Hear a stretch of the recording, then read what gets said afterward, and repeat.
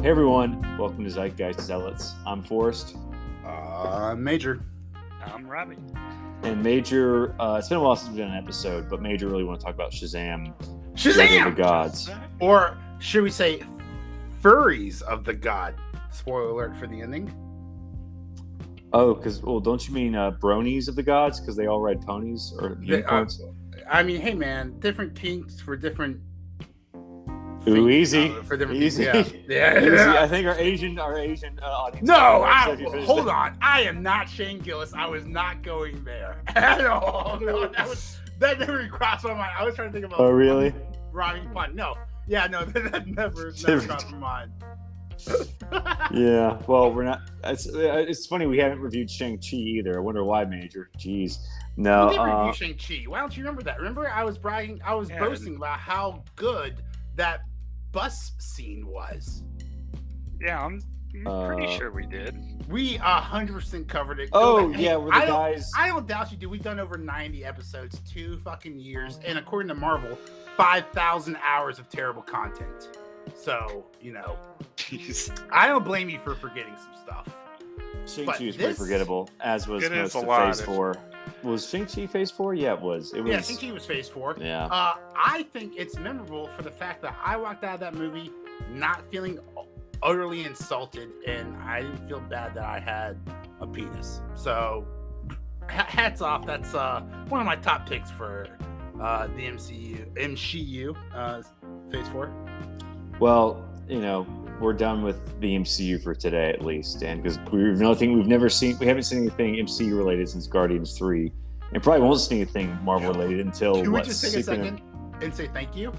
Yeah. Jeez, I feel like Disney. We like Guardians 3 though. I mean, I love Disney. I love Disney, Marvel, blah blah blah. Like the first 3 phases, whatever, right? But like ever since Disney Plus came out, and I know it's a streaming service, and they were just trying to get as much content out there as possible to keep up with competition.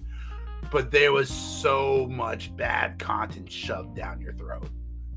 And then maybe I want to talk to you guys about this. Like She-Hulk, Miss Marvel, right? I'm not even being like anti-feminist or whatever. Like, you do you, girlfriend. I'm just talking about bad writing, okay?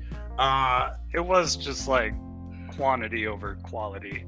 Yeah, absolutely. Yeah, I'm telling you right now. Because they're streaming and they need episodes instead of movies. Well, do you think Secret Invasion is going to be any good? Because I think that's the next Marvel property that's coming out. It does not look good. They're saying it's going to recapture the magic from Winter Soldier. It's just like bad. I'll tell you this. I know I just said what I just said, and fuck the MCU and Phase 4, and any content that makes me feel like feel bad as I'm watching. Like, I'm not a bad person. Why do I feel bad for being who I am? Anyway, it's not important. That being said, I am more looking forward to Miss Marvel or the next Miss Marvel movie, right? With all 3, Rochambeau and Captain Marvel and Big Fist Girl. Well, she just died in the comics. Well, I'm talking about the movie, right? So I'm looking forward to that movie. That movie looks better, and it might just be. I'll tell you. I said this on the podcast before, and I'll say it again. It might literally just be the Beastie Boys in the background. But that trailer gets me more hyped up than I am for Secret Invasion. Well, Secret Invasion, I'm kind of hoping it's going to be like an Andor situation. Like the trailers look very bland, but the actual show itself is really good. Maybe like a few like really like episodes where like nothing really happens, but like overall the show will be great. So that's sort of what I'm hoping. They're just sort of like not really showing anything interesting in the show itself, except like Nick Fury, being Nick Fury and all these other ancillary characters. Yo, that's great. Yeah, absolutely. Like the best parts of these terrible movies that have been coming out, or these subpar movies that have been coming out recently, have been given away in the trailers. Right? Like I remember watching like Ant-Man and the Quantum Realm. Right, and then like literally leaning over to my wife, and I don't like talking in the middle of the movie or whatever, right? But I was like, man, that was really cool. Wish I didn't see that in the trailer. And I like actively try to avoid trailers now for this exact purpose because they don't have enough good content in the damn movie. Like, we'll get into this later on. It does suck when they spoil some of those things. I thought Shazam was dead, dude. They literally faked me out for like 30 seconds, like. I know about James Gunn. They're ending this Snyderverse kind of shit. James Gunn's he's gonna start his whole new thing. And for like 25 to 30 seconds of my life, I said to my wife, I thought, honest to God, I was like, holy shit, they did it. They actually fucking killed Zachary Levi. They killed Shazam. I can't believe it. And then you hear this, you hear the Wonder Woman theme come in, and I was like, son of a bitch. And even they got me. And even she can save the box office. You know, she was able to save Shazam, but not the box office. So let's get into Shazam, Fury of the God. Yeah, what'd you guys think? Well, I think I could have sworn we went over this when it first came out, but I think overall, like, what worked was probably the humor and definitely the family dynamic. But what didn't work, I think, was just the villains and the length of the movie. Overall, I would say it was entertaining. Yeah, yes, Rob, exactly it. Entertaining. This was not the best superhero movie I've ever seen, nor did it ever fucking try to be. And it was just enjoyable. Right? There was a scene where, how old is Helen Mirren, you guys think? 60, 70 plus years old? Too old. And I know it was all CGI and body doubt or whatever. But Helen Mirren is 77 years old, and it was fun to see Shazam throw her around like the Hulk did in the Avengers with Loki or whatever, right? It was like that's fun shit. Like, it was Geritol. It was never going to be the greatest superhero movie ever, but while it was too damn long for sure, I really thought I got my quote unquote money's worth. And it was like, it probably could have been half an hour shorter. Could have been. Then it could have played it more in theaters, and then could had make more money. Yeah, exactly. It's like, but do we want this to be profitable? The last thing I want is James Gunn to carry Shazam forward, right? Like, this was fun, but like, dude, like, let the past die. Do you want the Flash to be profitable? Yes. All right. So yes, 100%. It does look. I read a headline today that kind of worried me. Right. The headline was, I'm paraphrasing here, right? It was something along the lines of, "Holy shit, Ezra Miller is so good in the Flash, you cannot recast him." That was basically the headline. See, I've heard the opposite. I've heard like all the best things about that movie are like, not Ezra Miller related. It's like Michael Keaton as Batman. That's what I'm hoping for. Just like all the cameos or like the Easter eggs. But I heard like the first hour is just Ezra Miller and his talking to his younger self. It's just unbearable to watch. Yeah, it's just unbearable to watch because it's like, he just cannot carry a movie. Ooh, but I think like so they put out an extended trailer for The Flash, like 9 minutes long. Have you seen this? When did this come out? It just came out yesterday. Last 24, 48 hours. So I watched the first minute of it. And again, like I was saying before, I'm trying to watch less trailers. I'm trying to be less spoiled going in the movies because they suck more, right? So I need to capture all the cinematic moments I can.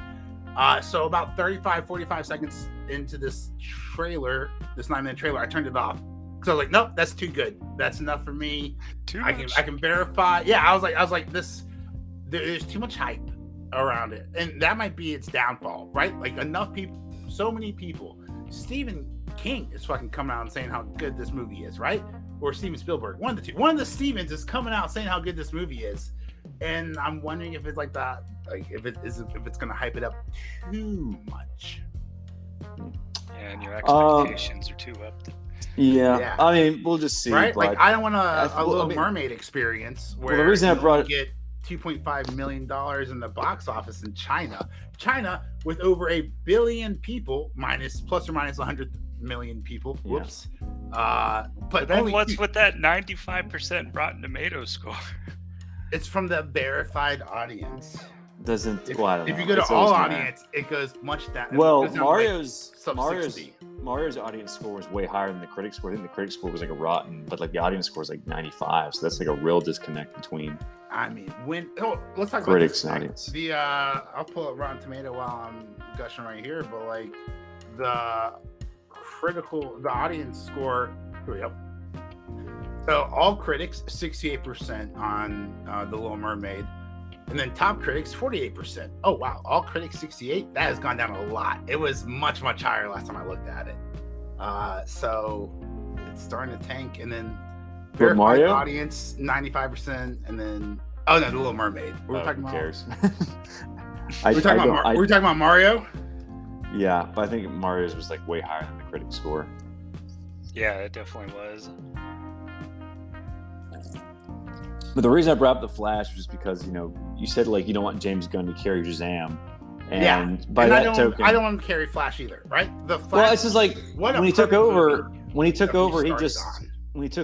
the whole everyone thought he was using DC Universe, but he's just like he won't recast Wonder Woman, he won't recast Hawk, he's recast Superman, but he's recasting these parts, but not these other parts. It just seems. So is this ultra DC fanboy service? Do you remember when DC? I think their last reboot, or if not that, the New 52. They reset nearly everyone but Batman, Superman, and Wonder Woman. Right? There's just too much money in Batman to restart the entire comic book series. Well, they reset everything except like continuity-wise, except like Green Lantern, because Jeff Johns wasn't done with his Green Lantern run. I didn't think they reset the Batman. I could be wrong. The Superman, I think, was like a weird situation because like Grant Morrison was writing Action Comics. Yeah, that was weird. That was an origin, but then George Perez is doing Superman in the present day. So it was like there was like the whole New 52. The whole New 52 was a cluster. That was like when there was like a new CEO and she wanted to like was trying to reboot or crank comic sales, and like so she pushed New 52 and like none of the other like DC people wanted to do it. But yeah, she doesn't work anymore. For our listeners who aren't as familiar, thank goodness. Just to give you some background, what were we talking about? I just read this headline and it blanked me. Law-abiding citizen. No. Yeah, that's it. Yeah, just go back a whole 20 minutes. The New 52 resetting. No, we were talking about resetting. This is embarrassing. Whatever, going on. So while many characters went under a reboot or a revamp, some of the DC universe remained intact, such as the War of the Green Lanterns, Batman, A Death in the Family, and Batman the Killing Joke. We were talking about Superman. Okay, so for the audience who isn't familiar with what we're talking about, with Superman, there was, with Action Comics and then the Superman comics itself, there was like a 20-year age gap, and like this is supposed to be happening at the same time. Like when Superman was like wearing like blue jeans and like a denim jacket, right? And so it was very weird because if you like Superman, you'd be reading. You pick up Superman, this comic on week 1, and he's fighting Brainiac or whatever, and then week 2 he's 20 years younger trying to kiss Lois Lane or whatever's going on in that comic. Yeah, and in the pages of the Justice League book, like they were all meeting each other for the first time, and for some reason Cyborg was in it, even though he'd been in the Teen Titans for like 25 years. Hey man, even the Justice League has diversity, equity, inclusion requirements. Well, I think the reason they put Cyborg, and I've said this probably before in the podcast, but Jeff Johns did not want John Stewart to be the Green Lantern of the Justice League. He wanted Hal Jordan, so he was like, well, I got to get another black character. Let's just do Cyborg. I think Black Lightning would have been better, or who else? Mr. Terrific would have been cool, but yeah, I don't think it was obviously Black Adam. Well, Egyptians are, Cleopatra's goddess. Although he probably looks closer to Cleopatra than whoever they cast. I still haven't seen Black Adam yet. I think I tried watching it. It was like, what? It's so enjoyable for some people. You won't like it, but I did. I enjoyed it. Yeah, James Gunn is not bringing him back. Because I'm a simp. I'm a simp for superheroes, dude. Just give me a big, beefy man in some tights and a cape and let him fly around and punch other people in the face. Oh, yeah, baby. Ooh, you got my $15 all day. Well, let's skip to the post-credit scene of Shazam 2 and talk about... Do you think you're going to have Shazam in... yes, the Waller. Justice Society? Yeah, I think... So they have a Waller TV show coming out, right? And yay, those two people from Peacemaker... What? Are you kidding me? Amanda Waller, a.k.a. whatever her name is. Just do a Suicide Squad show. That was the best part of the DCEU, arguably. She was like the best. I mean, she was like the most consistent perfectly actress. cast, but she doesn't need her own show. Just do a Suicide Squad show. I agree. However, they also gave Amanda Waller her own comic book series or comic book run. So and how long did that last? I think 5 episodes. I don't know. I mean, I think the Deadshot miniseries only like 4 issues, but that was always meant to be a limited series. But that probably in its entirety. That'd be a better thing to do a TV show. According to Screen Rant, Suicide Squad's Amanda Waller is ranked among the 10 best comic book issues of all time. Like the series or like the issue with her? Volume 1, number 10. Batman has been a strict advocate of justice, hence the existence of a shady organization like Suicide Squad goes against his ethics. When he threatens to blow their cover, Amanda Waller boldly proclaims that she's ready to use all her resources to reveal the Dark Knight's secret identity. The 1990s comic features Batman.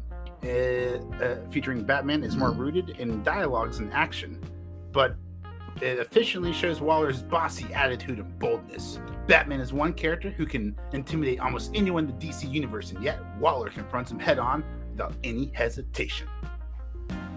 I had some more sassiness there. Wow, these are all Suicide Squad. I'm on the edge of my seat. This is a shit article. These are all Suicide Squad. They're just ranking the top 10 Suicide Squad article or comics or whatever. Yeah. Well, I'm sure it'll be amazing since James Gunn made Peacemaker great, but I don't know. I'm not. I was like, when he made those announcements, the Waller TV show, like not Creature Commandos, is like, oh my god, no. Way to bore us to death, James. Fuck. But he probably has his hands tied because Zaslav's trying to like make the Flash movie and Aquaman 2 and Shazam, and he's trying to salvage. Have you seen James Gunn writing? If James Gunn talking about Zaslav. I know, but James Gunn. I'm talking about James Gunn cannot write a pitch to Zaslav. Like, if you cannot write a compelling story for why he should have full reigns for 10 years over the DC universe, then like, what are you even doing writing? You know what I'm saying? Like, he's not writing James Gunn's right so creative, right? Like, I'm sure there's a pitch out there he could have convinced Zaslav to give him full reigns. Like, dude, every time Warner Brothers makes a comic book movie, that should be $1 billion. If done correctly, that's $1 billion in the bank. Not net, but sales. I mean, Aquaman wasn't even done that well. I think it made $1 billion. And it made $1 billion. Why? Because it wasn't trash. Jason Momoa. Jason Momoa makes me wet. That's for sure. So remember that meme or that article where like these Girl Scouts were selling like Samoans, but they put like Jason Momoa's shirtless picture on the box. And they sold a lot more to Jason Samoans. Yeah. I like that. So I guess we should start talking about. Do you want to talk about the writers' strike? Please don't. Yeah, that's about that. Nothing's going to be made because I think even what's the status on that? Deadpool 3. Deadpool 3. He can't. Yeah. So he can't. So Ryan Reynolds is a registered writer for the Writers Guild, and ad-libbing is construed as or improv is construed as ad-libbing or is construed as writing, right? So he's not allowed to ad-lib on set. However, he's wearing a damn mask, so this can all be fixed in post. That's true. Right? Like, we can just go through the motions here, and then when the writer's strike is done, just put him in an ADR booth and just have it recorded. The only thing I'm really disappointed it's like being put on hold is Rings of Power. No. Hero season 2.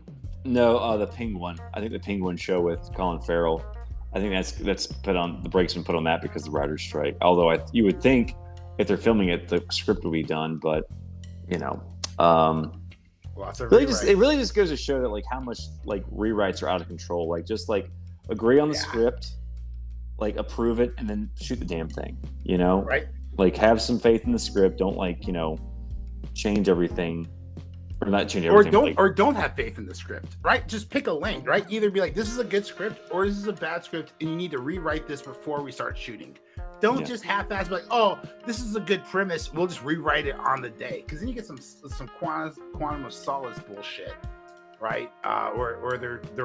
Where non-writers are doing rewrites on the day. Well, that was during the last writer's strike. Yeah, exactly. Yeah, shooting this terrible movie. So it's just like studios, like executives, just gotten like so out of control with their micromanaging that they can't just like let directors. Yeah, they can't just like approve a script and let directors film it. They gotta watch every little minute of it and put notes on the footage and then have them change it. Even though they should have already read the script. There was that famous or maybe infamous anecdotal story from Zack Snyder talking about when they submitted Superman to the executives, right? And then they were like, you should have Superman go back to Krypton. And then Zack Snyder's like, what are you talking about? You just watched Krypton blow up for 30 minutes. Like, the beginning of the movie was all about Krypton blowing up. and like the notes he got back was like, have Superman fly back to Krypton, and it's like, you guys don't understand. Krypton gone. Krypton gone. That's sort of like with Krypton gone. Have you seen Kevin Smith's lecture on like when he was writing Superman, not Returns, but like Superman Reborn, like in the 90s, and like the director was like, "What the hell is like?" He mentioned Krypton like an opening page, and he was like, "What the hell is Krypton?" He's like, "Krypton's where Superman's from." And he's like, "Oh yeah, Planet Boom." And then like he didn't want Superman to fly. He didn't want Superman to have his classic costume, and he had to fight a giant spider in the third act. So, and this was the same guy who produced Wild Wild West. So, he got his giant spider. Yeah, exactly. He got it. Yeah, he mentioned. That's like when Kevin Smith brings up Wild Wild West, the entire theater just erupts in applause because they understood it. Like it made sense, the giant spider portion of his story. That lecture is probably better than anything he's ever done, Kevin Smith, except Clerks.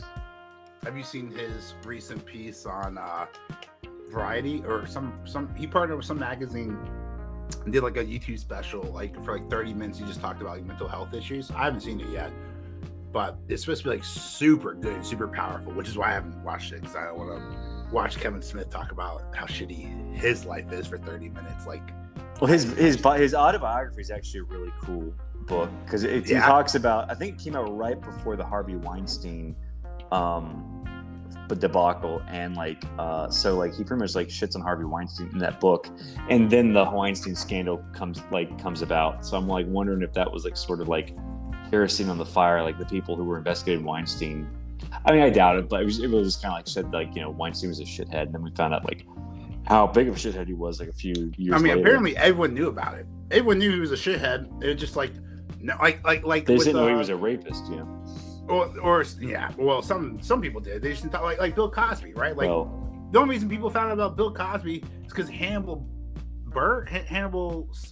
a comedian, Hannibal someone, I can't remember his fucking last name, Hannibal Burgess, made a joke about it, right? He went to Hollywood and he was like, yeah, man, Bill Cosby likes to roofie people and rape them. And he was like, yo, man, that's fucked up. I'm gonna write a joke about this. And then that, like, someone recorded that joke, put it on YouTube, and that shit blew up. Hell yeah, dude. This was like a known fact. People knew Bill Cosby was doing this for decades. No one gave a fuck or said anything until a comedian walked by and was like, hey, man, that's fucked up. I'm gonna make a joke about that. Yeah. So it's it was just funny. But Kevin Smith, that book, audio biography is pretty good. So I don't even listen to. I'll have to check that out. I like Kevin Smith. Do you like Thin Kevin or Fat Kevin? Oh, Fat Kevin from the 2000s. Fat Kevin for sure. He was because that was before, apparently, because when he was filming that Seth Rogen movie, Seth Rogen introduced him to weed, and that's when he got the munchies. Yeah, the munchies. Well, the opposite, because he's a lot thinner now. But that's like sort of like his personality and his creative. He's he's kind of impulse changed. Woke now. It's kind of. Well, he just he just praises everything because he's just desperate for attention, or just he won't speak ill of anything. Because literally he said he won't say I've never seen a bad comic book movie or something like that. So have you seen Daredevil? Have you seen he was in Daredevil. I know he was. Yeah. he probably shit on it when it came out then, but I think now he's just being super positive. I mean, fucking Ben Affleck apologized for Daredevil, and I heard rumor, not confirmed, rumor, if you tell George Clooney that you saw Batman, he will refund you the price of a ticket. Now, I don't believe that for a second, because I don't think George Clooney walks around with money, or dollar bills like cash. But it's a great idea to think about. I mean, the man did give 15 of his closest friends $1 million. Okay. Yeah, he invited them all over for a dinner party, and then you have a bunch of butlers come out, and you give all of your friends a briefcase, and they all open up. There's $1 million inside. Well, at least he didn't thanks, buy them. George. Now the IRS is gonna be at my ass for 7 years. Well, at least he didn't buy them Lamborghinis, so they can't even afford the insurance or property taxes on those. Thanks, Oprah Winfrey, you piece of shit. Can't afford this. So I'm here watching your free tickets for your audience. Yeah. But anyway. And then I guess while we're being relevant, one last shout out to Shaq. I don't know if you knew this. Shaq wanted to get his master's degree, so he went to the University of Phoenix. But he didn't want to get his master's degree online. He wanted to do it in class. And, if they came back to Shaq and be like, hey man, we can't just offer you these classes in person for one person. We need at least 16 people in a class. So Shaq got 15 of his friends to sign up, and they all got master's degrees together. So they could all take the class together. That's fucking baller. That's cool as shit. That's what's called an entourage right there. Yes, that is an entourage. I'd watch that, dude. Shaq goes back to school, dude. Where is that? That's gotta be a cool job. Just your only job is to be a celebrity's friend. Because if you see the movie like Entourage, or I haven't seen the movie, but like the trailer, you see Mark Wahlberg's actual entourage in the movie with them, like just these guys who just do not work. They just hang around with Mark Wahlberg. Yeah, I'm not familiar with like celebrity entourages, but I know sport entourages get you in trouble, right? Your homie, you blow up big in high school and college, you go to the NFL, and you hire all your high school buddies, and then they just leech all the money off of you, and then you get a concussion, you kill your family, and die at 50. Wow, that got really warmed really fast. Yeah. Jesus Christ, guys. CTE is a problem. Holy shit, concussions. So any final thoughts on Shazam? Fury so that was great. Yeah, Shazam. 5 out of 5 stars. I loved it. About all those doors. Guys. See you next week. All right, let's actually talk about this movie. Let's talk about this movie. Let's get into it. If you guys were here, I saw it like 2 months ago, so I mean, I got it. I will walk you through it. Don't you worry, brother. I got you. We opened up in a museum with one of my favorite actors. Oh god, Rizwan Manji. Oh yeah, we're starting at the very beginning. Can we skip the Skittles part? Let's skip the Skittles part. Let's go ahead. Let's talk about blackwashing of unicorns. How do we feel about that? Those unicorns weren't white. I don't care, but I really, really kind of wish those unicorns were gayer, right? Like, not even like, I mean, like the most PC sense possible. Like, as they're galloping down the street, I would love for rainbows and sparkles to be flying out of their buttholes. As they're like just magical unicorns, I think would be just a really nice juxtaposition of these mythical creatures who are the kings of the mythical creatures, right? And all these creatures are gross and they're dark, and the Cyclops, and they're all these dark color palettes, right? And then you just have this white mythical unicorn with this shiny blade come through with the unicorn and skills and just stabs people like that. It'd be great. But they looked just scary. They looked very menacing. They just looked like black horses with horns. Well, nice product placement for Skittles, though. I'm sure Skittles gave them a lot of money. How much do you think they made on that? Now, that deal had to be worth a fortune. How much Skittles made, or how much Shazam got for putting Skittles? How much Shazam made? That was half the budget right there. It had to be, right? Like, I mean, the literal superhero team in the movie was actually like a rainbow because they each had their own colors. So, that was an interesting part of the movie. But it's funny you mentioned unicorns because I wanted to talk about that new show. I want to talk about that show, Unicorn Warriors Eternal, by Gennady Tartakovsky, the guy who does Primal and Samurai Jack. Yeah. But it's the Clone Wars non-official. Yes, the 2D Star Wars Clone Wars, the only one I've seen all the way through. Have y'all seen that one? No, we still haven't. Yeah, at this point, Rob and I've talked about it, and we're not going to just because it's a trope of the podcast. I guess Venture Brothers and what else did I suggest y'all watch? No, Venture Brothers is still on the list, right? Look, I'm telling you, if there's a second pandemic and I'm locked down for another year, I will get around to watching the finale movies. The finale movie's about to come out, so like once that comes out, everything will be tied up in a bow. Maybe not like a very sturdy bow, but like at least it'll have an ending, so you can at least watch the entire series and be like, oh, okay, probably didn't take 25 years to make that, but because they made each season was 2.5 years apart from each other. Because there was only 2 writers on that show. What, James Cameron write it? No, it was Doc Hammer and Jackson Public. Only 2 writers wrote this show? So how does that make you feel? Because you love Venture Brothers, right? Yeah. So how does this writer strike make you feel? They're trying to get a minimum of 10 writers in a room, right? Which, let's be honest, after the last 2.5, 3 years of crap shit-ass content, maybe we need 10 writers in the room, right? These micro rooms, and I don't know which production studio is doing what. I don't care that much, right? But I can imagine She-Hulk was written with 3 people, and they're all women, because there's no fucking way a guy was okay with writing it down and thought like, no, this is good, and attack my people. This is what we were here for. We've always been good with this.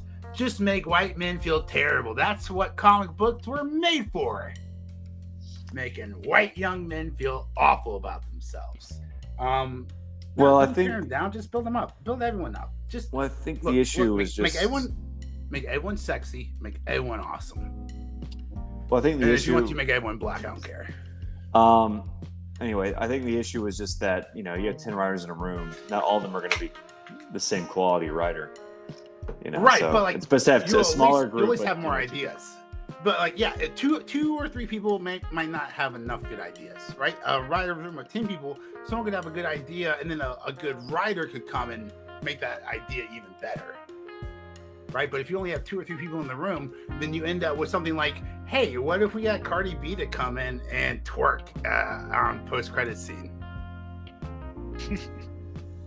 Yeah, that writer should be fired, and I kicked out the WGA just for that idea.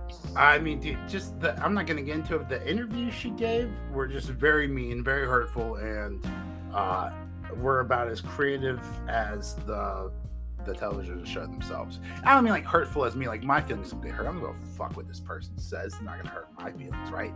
I just mean like, why are you attacking the fan base? That makes zero sense. Yeah, that always works. Yeah, don't you want Hello, paying customer.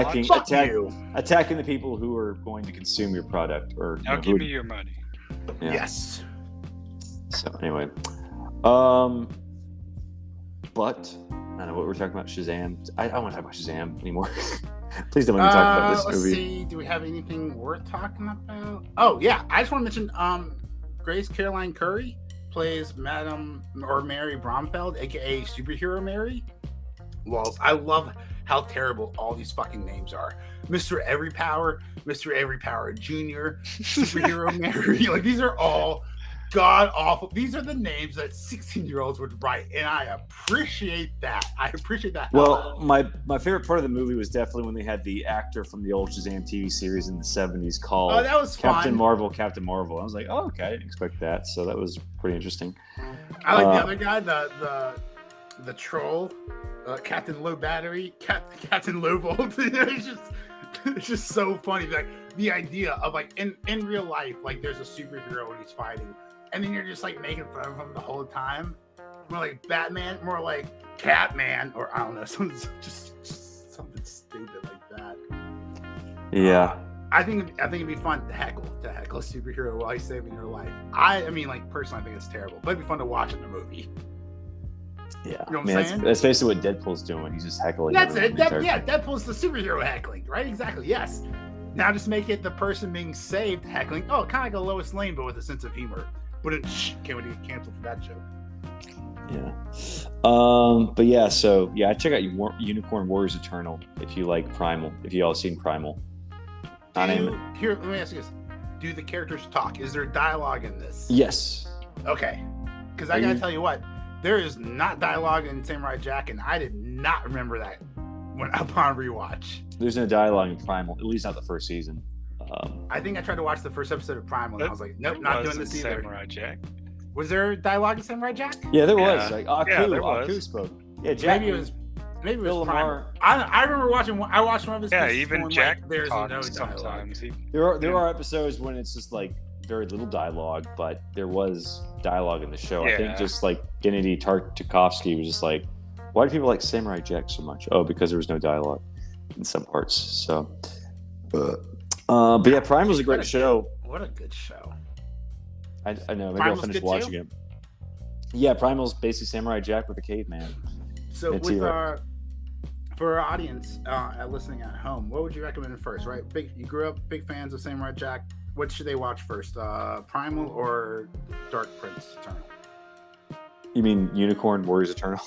Yeah, I think Primal's the better show just because Unicorn Warriors Eternal. It seems more like a kid's show, but it's on Adult Swim. I guess they just thought because Gennady Tartakovsky did Primal, they automatically assumed his next show would be also for adults, but it's really just like a show that could have been on Cartoon Network in the early 2000s. I think. I was in Las Vegas a couple weeks ago. Time undisclosed. And I was just, waiting for the show to start. So I was in my hotel, scrolling through the channels, and they had like Adult Swim starting at like 7 p.m. because like the time zone difference or whatever. Well, no, it starts at 7 p.m. It starts at 7 p.m. like on the East Coast too, because they play King of the Hill at 7. Dude, wild, dude. I've been out of the game for too long. I almost sound fucking 1,000 years old, but back in my day, Adult Swim started like 11:30, right? And it was like raunchy, and it was great, and like you knew, like, dude, when you're watching Adult Swim as a 13-year-old, you knew you were in trouble if like your parents like walked in, unless you're watching like walking Dragon Ball Z or whatever, right? But like you knew there was gonna be some like some Octane Hunger Force is gonna say something like really offensive. Yeah, stuff that's hilarious, but not stuff that not stuff you say around your parents. And your parents walk in at the exact wrong moment. 100% of the time, right? Yeah, there's no porn on Adult Swim, right? But there's definitely something you should be saying. I remember my dad and I were watching Family Guy early season, and like Stewie Griffin's having like a fantasy about killing Lois, and he turns her into a bearskin rug. Yeah. And he's doing this right as my mom walks in, and so my mom sees his mom as a bearskin rug, and I'm like 16 in the middle of like puberty, just fucking hating my parents and being disrespectful as shit, right? Banned, dude. Family Guy banned for like 2 years straight until my family got divorced, right? Just no Family Guy in this house. Shoot. Parents, man, it's just a television show. Calm down. Oh yeah, there was like a public service announcement that Peter gave where it looks at the cameras like, maybe you shouldn't blame the shows, but keep your children from watching, or something like that. Maybe it should be like on the parents. Here's my question though: like, how did the entire generation who grew up watching Family Guy and South Park become so fucking offended by everything? Well, remember, like The Simpsons was like very offensive because it really was like there really was like no cartoons for adults before then. And look at Gen X, totally fine, right? Just a bunch of quiet homers just going to work every day, saying "adult" and then going home. Well, remember, like George Bush, like I think publicly said, like, American families be more like the Waltons and less like the Simpsons. And then the Simpsons just an episode where they just completely demolished George Bush. Like Homer glues a rainbow afro on his head. Then he has to go to DMV. It was great. That's amazing. Yeah, so I highly recommend Unicorn Warriors Return. I mean, it's probably a kid's show, but Primal is also very good. It's on Max as well. So I'm almost done watching Deadwood, at least the 3rd season. I think it got canceled prematurely.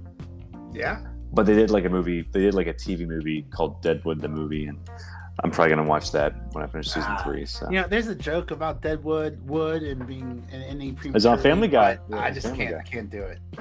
It's there. I just on Family Guy. It's like these 2 cowboys looking like playboys and like, anything yet? Nope. On next time on Deadwood. So that's also a good show. So but yeah, just like for everyone listening. Ask you this: what TV show would you want to see as a superhero TV show for Disney Plus or Marvel or Disney Plus or Max, the streaming service formerly known as HBO Max? For example, I wouldn't mind seeing a Fargo based like what's the Secret Invasion, if it was like Fargo themed, right? Like a Fargo type of Hawkeye. If Hawkeye was Fargo, that would have been awesome. Do you guys have any, like, what do you want to see, like Black Widow and the Titanic, or I mean, like Blue Beetle and Avatar, like taking the character and putting in the genre? Well, I mean, like Deadwood, you could do like a Jonah Hex style. Jonah Hex in Yellowstone, exactly. Where they're just just talking in pentameter, and they're saying cuss words that weren't around the Wild West. Pentameter, that's a word I haven't heard since high school. Holy shit in a brick. Yeah, I mean, I think there's a lot of DC. There's a lot more stuff than just superheroes. I mean, you have like horror themed characters like Swamp Thing and maybe like what's his name, Phantom Stranger. All right, so let's break that down. What kind of movie would you like to see Swamp Thing in? Like a Saw, or maybe not that Help on the Left? Not torture porn, but like Just like maybe like those old Universal monsters, sort of. Ooh, You know. what if the Riddler was a type of Saw situation with like Barbara Gordon? That's what it should have. Yeah, that's what it should have been. That's more Killing Batman.